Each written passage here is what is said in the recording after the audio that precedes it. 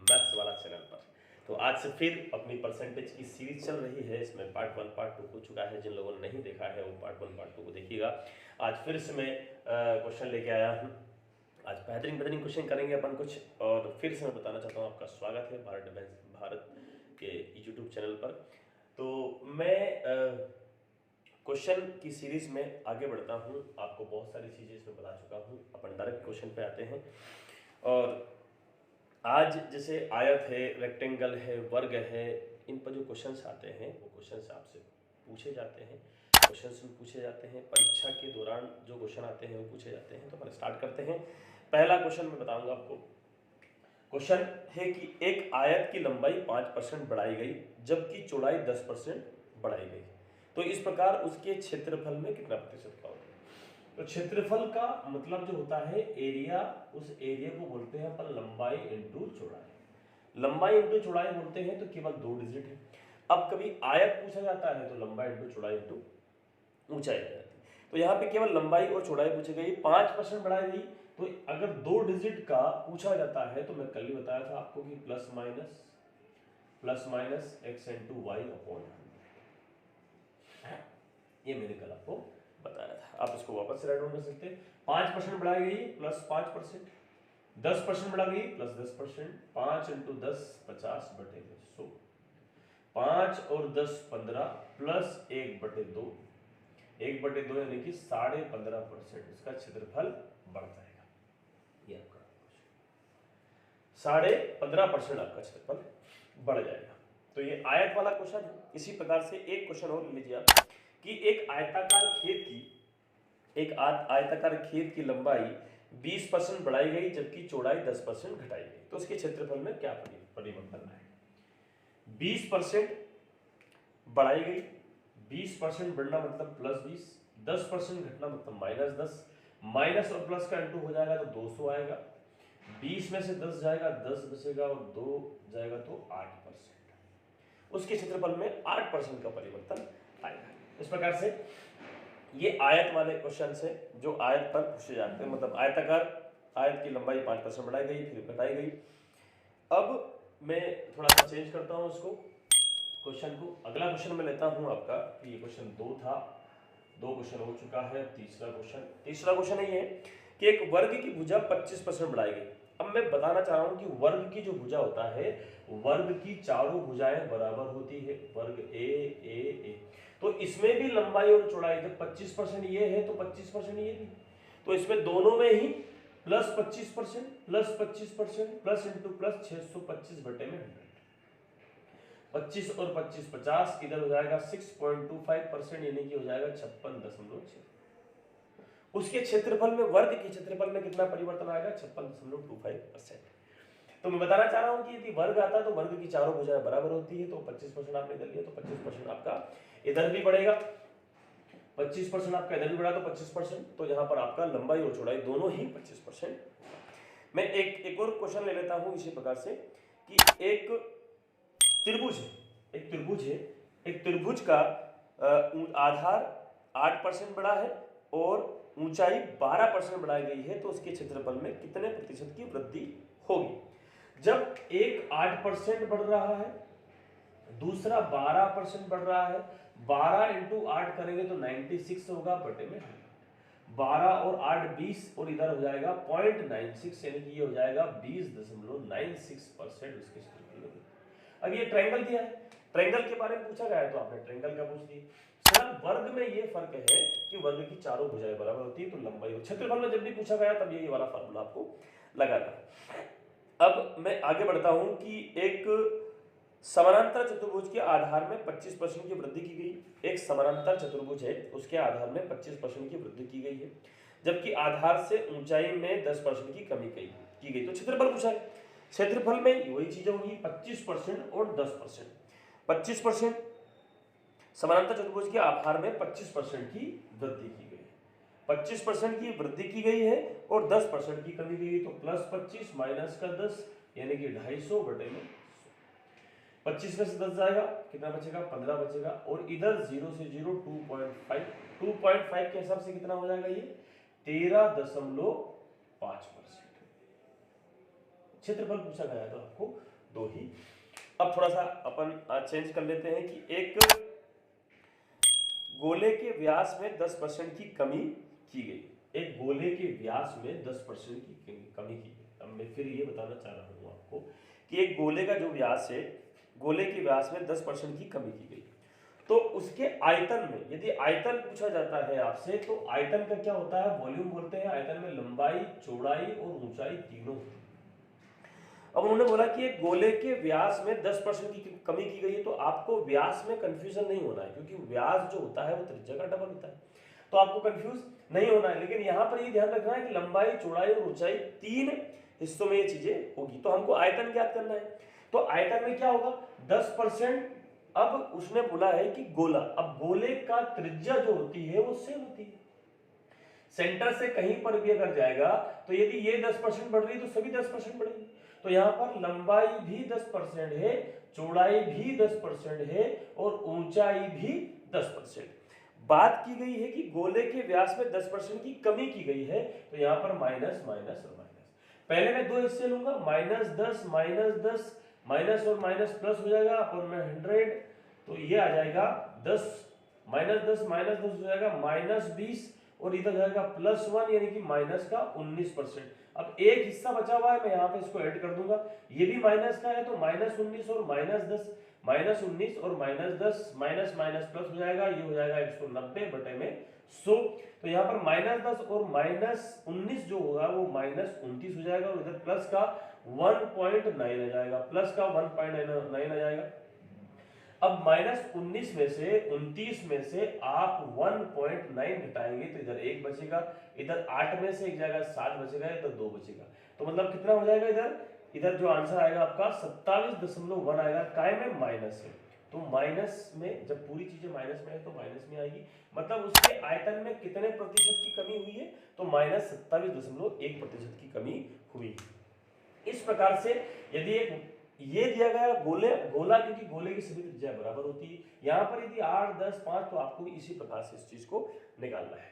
मैं अगला क्वेश्चन कर देता हूं, 1-2 क्वेश्चन और ले लेते हैं इसी भी हाफ पेपर कि अगला क्वेश्चन ये दिया गया है कि किसी परीक्षा में एक लड़का 40%, बहुत प्यारे क्वेश्चन है ये, परीक्षा में अधिकतर पूछे भी जाते हैं कि किसी परीक्षा में एक लड़का 40% तथा दूसरा लड़का 45% अंक प्राप्त करता है। एक परीक्षा में एक लड़का 40% तथा दूसरा लड़का 45% अंक प्राप्त करता है। दोनों लड़के उत्तीर्ण होने के लिए आवश्यक न्यूनतम अंक से क्रमशः 35 और 60 अंक अधिक लेके आते हैं, तो परीक्षा का पूर्णांक ज्ञात कीजिए। इतना प्यारा फंडा बताऊंगा कि आपका भी दिल खुश हो जाएगा और आपको लगेगा कि क्या सब बात, मजा आ गया बस क्वेश्चन करने में। बस आप वीडियो में बने रहिएगा और मुझे पूरी उम्मीद है कि आप अधिक से अधिक वीडियो को शेयर कर रहे हैं। किसी परीक्षा में एक लड़का 40% अंक लाता है, 40% कितना परसेंट, 40% अंक लाता है और एक लाता है 45%। 40% जो अंक लेके आता है उसको मिलते हैं 35 अंक ज्यादा लेके आता है, अंक प्लस, और ये जो लेके आता है 60 अंक लेके आता है। कितना अंक लेके आता है, 60। बहुत आराम से समझना है इसको क्वेश्चन को। तो इन दोनों का 40% लेके आया तो 35 अंक ज्यादा लेके आया, और 45% लेके आया तो 60 अंक ज्यादा लेके आया। इन दोनों का अंतर कितना है, 5। कितना परसेंट का अंतर है, 5। और इन दोनों का अंतर कितना है, 60 में से, क्योंकि अंतर का मतलब होता है माइनस, मैं इधर भी माइनस कर रहा हूँ, इधर भी माइनस कर रहा हूँ, तो माइनस का मतलब क्या होगा, 45 में से 40 गया तो 5 बचा, और इधर 60 में से 35 गया तो कितना बचा, 60 में से 35 गया तो 25 बचा, 60 में से 35 गया तो 25 बचा। ठीक है, तो ये 5% बराबर 25 है, तो 1% बराबर 5 है, तो 100% बराबर 500। This is answer. बहुत ही इजी फंडा है कि 40% में 35 अंक ज्यादा लेके आया, 45 अंक में 60 अंक से ज्यादा, 60 में से 35 गया 25, 5% बराबर 25, 1% बराबर 5, तो 100% बराबर 500। बहुत ही इजी फंडा है। अगले क्वेश्चन की तरफ जाता हूं मैं, आप इसका स्क्रीनशॉट ले सकते हैं, बहुत ही प्यारा। अगला क्वेश्चन मैं पढ़ दूंगा। अगला क्वेश्चन आपका ये है कि आप इसको नोट डाउन कर लीजिए। एक परीक्षा में राम 30% अंक प्राप्त करके 30 अंकों से फेल हो जाता है। फेल का मतलब होता है माइनस, 30 अंकों से फेल हो जाता है, जबकि श्याम 35% अंक प्राप्त करके 80 अंकों से फेल हो जाता है। अब इसमें दोनों में ही फेल हो रहा है, ठीक है, दोनों में ही फेल हो रहे हैं। एक में फेल हो रहा है कि 30% अंक लेके आता है, 30% अंक लेके आता है और 30 अंक से फेल हो जाता है, जबकि 35% अंक लेके आता है, 35% अंक लेके आता है और 80 अंकों से फेल हो जाता है। ये है राम और ये है श्याम, ठीक है, ये है श्याम। इन दोनों का अंतर फिर मैं वही बनूंगा माइनस और इधर भी माइनस, तो इन दोनों का अंतर कितना हो गया 5%। अब मुझे बताओ कि यहाँ पर माइनस यहाँ पर माइनस, तो जब माइनस का इंटू अंदर करूंगा तो ये माइनस एक प्लस हो जाएगा, तो 80 में से 50 30 जाएगा, कितना बचेगा 50 बचेगा। मतलब यहाँ पर 5% बराबर 50 है, 1% बराबर 10 है, तो 100% बराबर आपको पता होगा क्या होगा 1000 आंसर है इसका। बहुत ही इजी फंडे हैं, आपको केवल यहाँ पर चीज़ों को समझना है और आई होप कि आपको पूरा अच्छे से समझ में आ रहा होगा। बहुत ही इजी फंडे हैं, जुड़े रहिएगा। बहुत प्यारे प्यारे क्वेश्चन अपन करने वाले हैं। अगला क्वेश्चन आप इसको राइट डाउन कर लीजिए, तब तक आगे मैं क्वेश्चन बताता हूँ कि सीता 40% अंक प्राप्त करती है और गीता 30% अंक प्राप्त करती है। सीता के प्राप्त अंक पास होने के लिए आवश्यक न्यूनतम अंक से 56 अंक अधिक है और गीता के प्राप्त अंक 24 अंक कम है। एक के अधिक है, एक के कम है। ये क्वेश्चन और समझ लीजिए आप कि जो परसेंटेज है वो परसेंटेज क्या है कि सीता के जो अंक हैं, सीता 40% अंक लेके आती है, सीता 40% अंक लेके आती है और गीता 30% अंक लेके आती है, 30% अंक लेके आती है। सीता के प्राप्तांक पास होने के आवश्यक न्यूनतम अंक से 56 अंक ज्यादा है। ये 56 अंक ज्यादा लेके आती है और ये 24 अंक कम लेके आती है, -21। ठीक है, 56 और 24। मैं फिर माइनस कर रहा हूं, फिर से एक बार समझ लीजिएगा कि ये 40% में 56 अंक ज्यादा लेके आते हैं और ये 30% में 24 अंक कम लेके आते हैं, 24 अंक कम लेके आते हैं। तो इन दोनों का अंतर कितना हो गया 10%। कितना हो गया 10%, और ये माइनस इसमें जुड़ेगा तो क्या हो जाएगा प्लस हो जाएगा, तो माइनस प्लस कितना हो जाएगा 80। कितना हो जाएगा 80। तो 10% बराबर 80, 1% बराबर 8, तो 100% बराबर 800। आपको पता होगा बहुत ही इजी फंडे से आपका आंसर आ रहा है और इस प्रकार के क्वेश्चन बड़े ही बच्चों को परेशान किया है। मुझे आई होप कि आपको ये चीज़ें समझ में आ रही होगी। मैं एक क्वेश्चन और ले लेता हूँ इसी प्रकार का कि अगला जो क्वेश्चन है आपका, आप इसको राइट डाउन कर सकते हैं। 40%, 56, 30%, 24। अगला क्वेश्चन आपका कि एक हाई स्कूल की परीक्षा में 35% अंक प्राप्त होता है तो उसके प्राप्तांक न्यूनतम उत्तीर्ण अंकों से 30 अंक अधिक है, जबकि सोहन जो है वो 25% अंक पाता है तो उसके प्राप्तांक न्यूनतम उत्तीर्ण अंकों से 30 कम है। तो परीक्षा का पूर्णांक भी बताइए और न्यूनतम उत्तीर्ण अंक भी ज्ञात कीजिए। ये बहुत प्यारा क्वेश्चन लगा मुझे। ये क्वेश्चन रहेगा आपका अंतिम क्वेश्चन रहेगा। तो एक हाई स्कूल में 35% अंक